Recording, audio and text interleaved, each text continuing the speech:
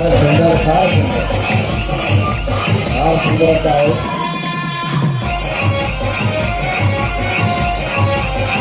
Shri Guru Dutt English medium विद्यार्थी आहे. फार सुंदर असं प्रात्यक्षिक आपल्या सर्वांसमोर मुद्दा करायचं या ठिकाणी आपल्या सर्वांसमोर सादर करत आहे.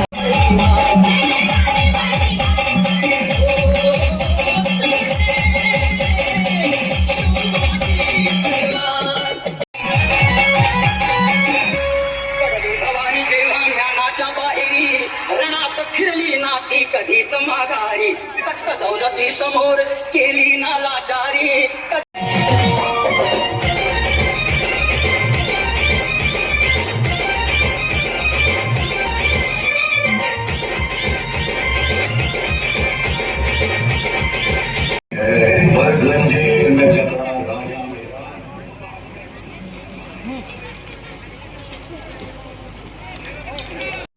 आणि श्रीमंताला सखा मानणारी या पवित्र परम पवित्र भूमीत आपला जन्म झाला आहे. ही साधी भूमी नाही आहे. आणि खरं तर या भूमीत आपला जन्म झालाय ना, तर या भूमीतला आपण खातोय. आपण या भूमीतला आजकाल गुंतत चालले आहे. त्याच आपल्या परिसरातील आई असतील, माता भगिनी असतील, आपल्या सर्वांसाठी सुंदर असं कुटुंब प्रबोधन व लवजिया या विषयावरती विचार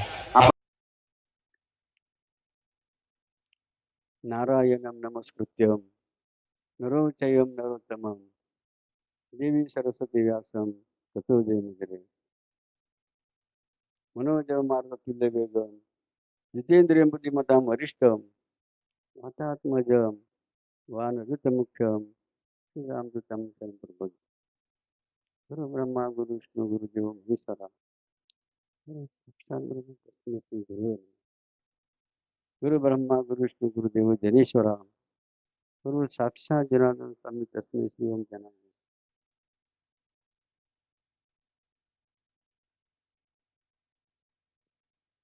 खरोखर आपल्या सर्वांचं कौतुक करावं असं वाटतं. जरा इतका वेळ झाला तरी आपण जे धर्मप्रेम दाखवलं की आणि शांततेने आणि धर्माबद्दलचं जे काही ज्ञान आहे, काय करावं काय करू नये या संदर्भामध्ये आपल्यासमोर अनेकांनी जो काही सुंदराचा प्रयत्न केला. आणि आज हा धर्माचा सोहळा किंवा ही धर्मसभा किंवा तिळवणी ना तिळवणी या ठिकाणी संपन्न होत आहेत. या ठिकाणी संपन्न होत असताना आमचे सर्व संत या ठिकाणी उपस्थित आहेत, ज्यांनी आता आपल्याला धर्माबद्दल आपलं प्रेम वाढावं म्हणून श्री स्वामी रामगिरीजी महाराज, तसंच श्री स्वामी राजर महाराज बाबा, त्याचप्रमाणे म्हणजे नागेश्वर महाराज, त्याची एक आपली काय दुर्गा माता म्हणावं लागेल, दुर्गा माता म्हणावं लागेल, ज्यांनी आमच्या माता मौल्यांना की आपण सुद्धा की स्त्री जन्मामध्ये काय केलं पाहिजे की नाही, झाशीच्या राणीसारखं कसं लढलं पाहिजे, धर्मासाठी काय केलं पाहिजे, सुंदर असं त्यांनी मार्गदर्शन केलं. असं प्रत्येकाने, जसं आमच्या नागेश्वरजींनी सुद्धा सर्वांनी आपल्याला एक पेटवण्याचा प्रयत्न केलेला आहे. म्हणून अशा या धर्मसभेत उपस्थित असलेल्या सर्व साधू संतांचं त्या टाळ्यावरून त्यांचं आम्ही आपले धन्यवाद देऊ. आपण मोठ्या प्रेमाने या ठिकाणी धर्मावरचा जो भाव आहे तो स्वाभिमान, आताच महाराजांचे स्वाभिमान स्वामी दाखवण्याचा प्रयत्न करीत आहात. आणि इतकं अत्यंत मोलाचा वेळ आपण सर्वांना दिला. मग जेवढे या धर्मसभेत उपस्थित आहेत त्या सर्व माता भगिनींचं, सर्व निष्ठावंत या वीरांचं जर टाळीवर आम्ही अभिनंदन धन्यवाद करूया. कारण असं म्हणलं जातं, देश को तीन सजावत आहे, सती संतांश्वर. या देशाचं वैभव, या देशाची शान म्हणजे संत आहेत, शिवराय, संत शिवराय, सतीश्री. त्याच्या उलट काय म्हटलं जातं, देश होती लजावत आहे. कपटी काय राव करू. या 3 शब्दामधून आपल्या लक्षात येईल हे जे 3 शब्द आहे, कपटी काय राव करू. जे धर्माची हानी करतात त्या संदर्भामध्ये आपण कसं त्याचा कसा प्रतिकार केला पाहिजे या संदर्भात आपल्याला समोर आताच रामगिरी महाराजांनी एका काळात म्हणजे मला असं त्याला समज दुसऱ्या काळात पाहिजे. आणि थोडक्यात अन्याय विरुद्ध बघा चीड कशी निर्माण व्हावी असं अनेक उदाहरणाच्या माध्यमातून महाराजांनी आपल्याला भिवण्याचा प्रयत्न केला. म्हणून पुरेशी टाळी वाजून रामगिरी महाराज आपण अभिनंदन धन्यवाद देऊया. अशा हिंदू धर्मासाठी आपण सर्वांनी अत्यंत मला सगळं दिलं आणि धर्माचं पेट आणि धर्माचं प्रेम जर आपण वाढवण्याचा प्रयत्न करतात पण आपल्याला खरोखरच धन्यवाद देते कमी. आजच्या या जनसेम प्रसंगी हिंदूंनी नेमकं काय केलं पाहिजे की नाही. रोजच्या नित्यनियमामध्ये त्या संदर्भाने काही आमचे निपटचे ना जय जी ज्ञानी मानले. जसं बघा छत्रपती शिवाजी महाराजांच्या काळात काय असायचे नेहमी माळा असायचे. अनेक वर्षाच्या माळा बघा छत्रपती शिवाजी महाराजांच्या काळात पाहायला मिळते. कपाळावर आपल्याला काय पाहायला मिळेल. कपाळावर काय त्यांच्या कपाळावर काय पाहायला मिळेल आणि डोक्यावर काय पाहायला मिळेल. अशा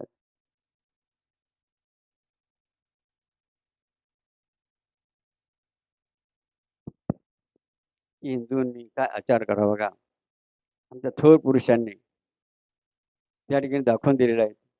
म्हणून प्रत्येक हिंदूने आपल्या आज या ठिकाणी आपण संकल्प केला पाहिजे. काय संकल्प केला आहे तर मी हिंदू आहे तर माझ्या घरात काय असली पाहिजेत बघा माळ कोणते का माळ असले पाहिजे. त्याचा बघा त्याच्या पाठीमागे विज्ञान आणि बघा अध्यात्म दोन्हीचा बघा संगम केला साध्या काय फायदे त्याचे आहेत वैज्ञानिक आणि आता महाराजांच्या अनेक मुद्द्या मार्फत त्यांनी सांगितलं की ही संस्कृती आपल्या बघा दूरचा या जीवनासाठी विचार करते की म्हणून त्यासाठी प्रत्येक हिंदूच्या घरात काय असली पाहिजे माळ असणं फार आवश्यक आहे. त्याप्रमाणे कपाळी काय असलं पाहिजे आणि डोक्यावर काय असलं पाहिजे तर का हो आता कोणती मग काय बोलतो कोणती की तिथं जर बघितलं बघा बरेचसे बिगर टॉपिकवर दिसतात बघा डोक्यावर जसं आमचे महाराज किती सुंदर असा पेटा किती घातली म्हणजे का आपलं डोकं किती महत्वाचं की नाही त्याचं संरक्षण झालं पाहिजे की संरक्षण संरक्षण किती महत्वाचं आहे. आता आपण उन्हाळा आहे की नाही किती डोकं तापतं उन्हाळी राष्ट्रवादी जर तेच आपल्या डोक्यात टोपी असली की नाही अनेक संकट विघ्नामध्ये आपलं ते बघा टोपी आपल्याला फायदेशीर होऊ शकते. अनेक प्रकारचे फायदे आहेत. म्हणून हिंदूंनी आपल्या डोक्यामध्ये काय केली पाहिजे काय केली पाहिजे बघा प्रत्येक हिंदूच्या डोक्यामध्ये टोपी असली पाहिजे. कपाळी काय असलं पाहिजे काय असलं पाहिजेत आणि गळ्यात काय असली पाहिजे तर खऱ्या अर्थाने बघा गौरवसे गहम गौरवसे गहम गौरवसे गहम तो काय तर याचं बघा निश्चित बघा सिद्धेश्वराच्या राहणार नाही. म्हणून आजच्या या धर्मसेवी प्रसंगी जसे या राष्ट्रीय सेवी संघाने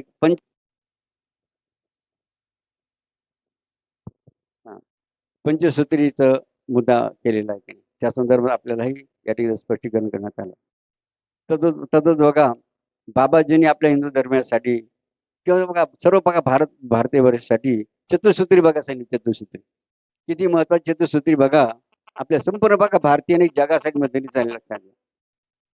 चतुसूत्रीचं जर पालन केलं तर किती बघा मनुष्याचं शान वाढू शकते मनुष्य जीवन किती आनंदमय जगू शकतो याचं बघा बाबाजींनी प्रात्यक्ष दिलेलं आहे.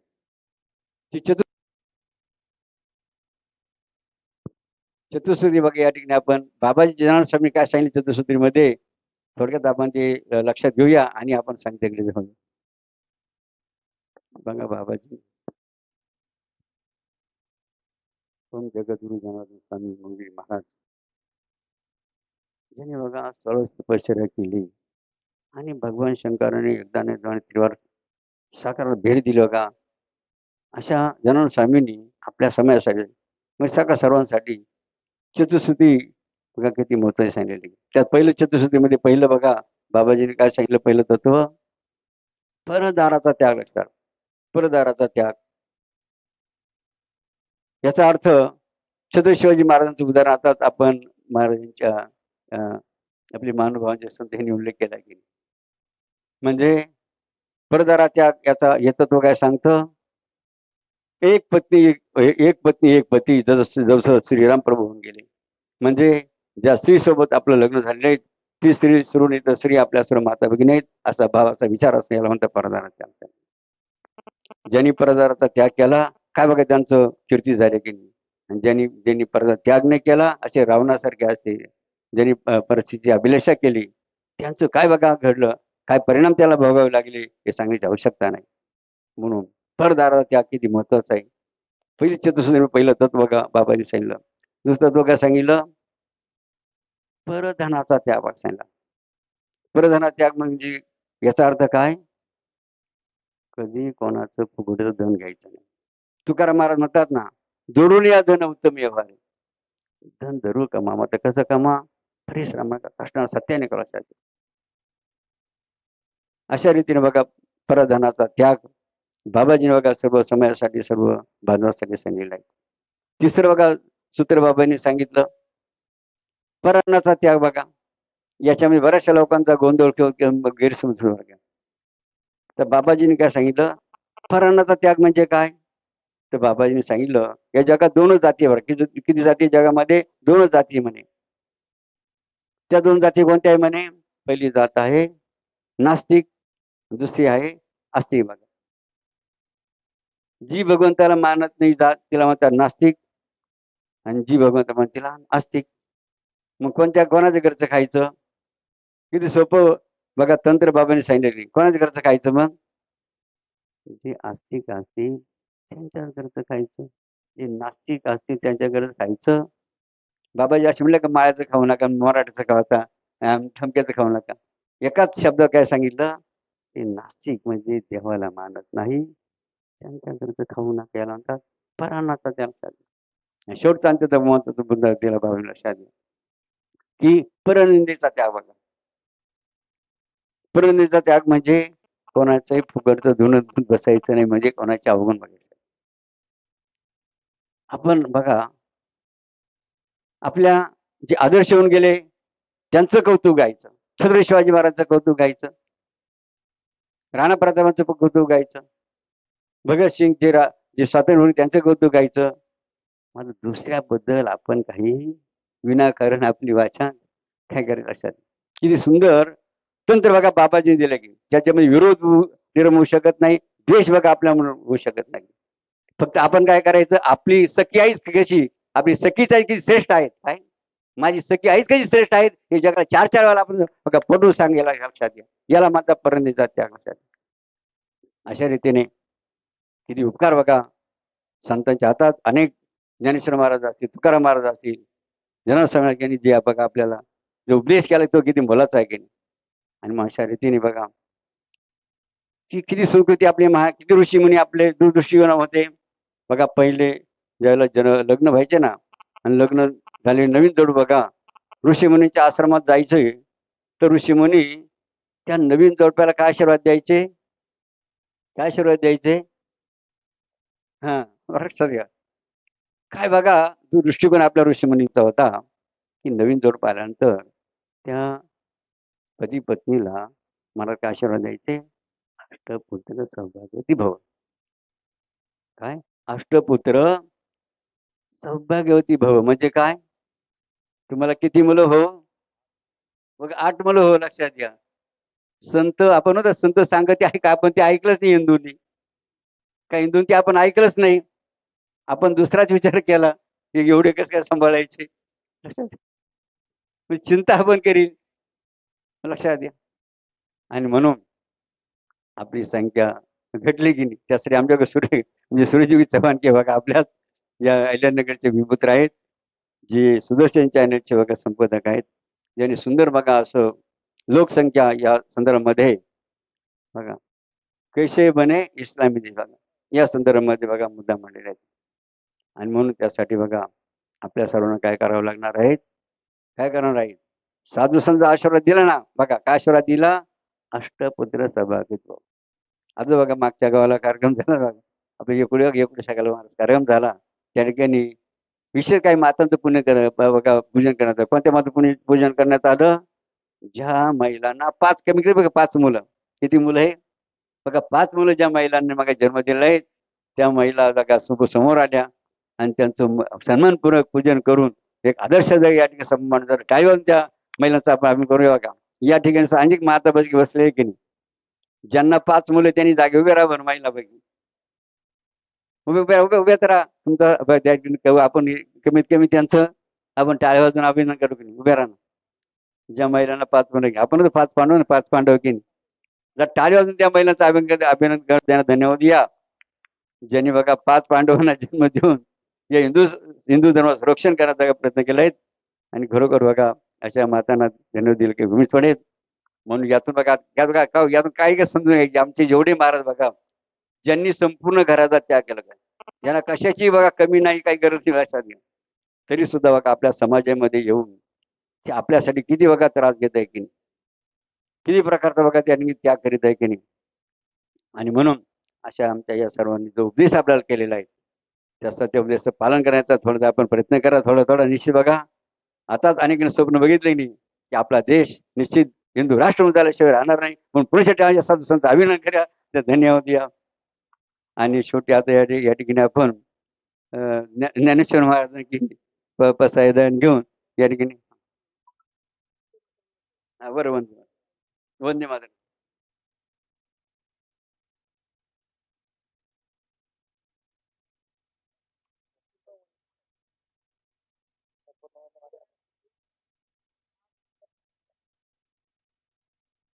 हे जे काही राम लक्ष्मण सीता आहे, तुम्हाला विनंती तुम्ही समोर येऊन उभं राहायचंय. सर्वांनी या ठिकाणी वंदे मातरम साठी उभं राहायचंय. शेवट या कार्यक्रमाकडे सांगतेकडे वाटचाल करीत असताना तुम राम राम तो कहलोगे, तुम राम राम तो कहलोगे, तुम्हें राम सा दुख भी सहना होगा. तुम राम राम भी कहलोगे, तुम्हें राम सा दुख भी सहना होगा. अगर तुम सच में राष्ट्र प्रेमी हो, अगर तुम सच में देश प्रेमी हो, तो तुम्हें जय हिंदू राष्ट्र कहना होगा, तुम्हें जय सनातन हिंदू राष्ट्र कहना होगा. यानंतर या ठिकाणी वंदे मातरम होईल व वंदे मातरम नंतर महाप्रसादाचं वाटप या ठिकाणी होईल. आभार प्रदर्शन देखील होईल.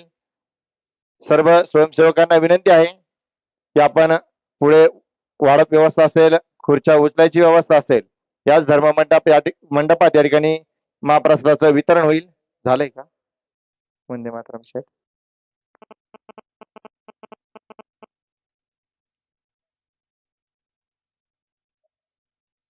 आभार प्रदर्शन तोपर्यंत घेऊ 2 मिनिटं.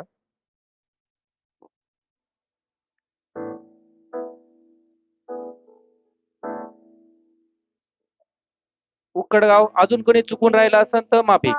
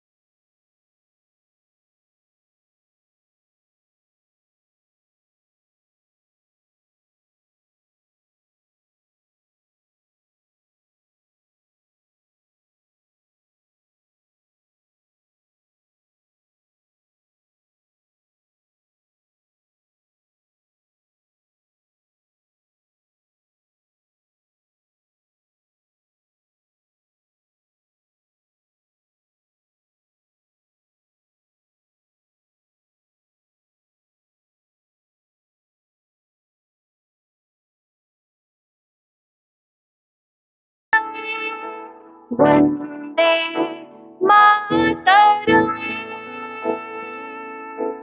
कोटि कोटि कंठ कल कल निनाद कराने, कोटि कोटि भुजै कृत खर करवाने. अबला के नुमा ये तो बोले बहुबलधारी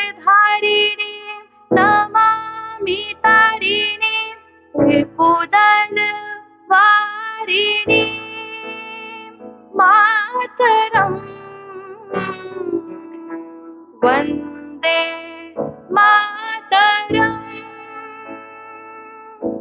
तुम्ही वेद्या तुम्ही धर्म तुम्ही रिधी तुम्ही महिमा त्वं हि प्राणा शरीरे पाहुते तुम्ही मा शक्ती हृदये तुम्ही मा भक्ती तोमरै प्रतिमा गोडी मोंदिरे मोंदिरे वन्दे मातरम् त्वं हि दुर्गा दश प्रहरण धारिणी कमला कमलदल विहारिणी वाणी विद्या दायिनी नमामि त्वां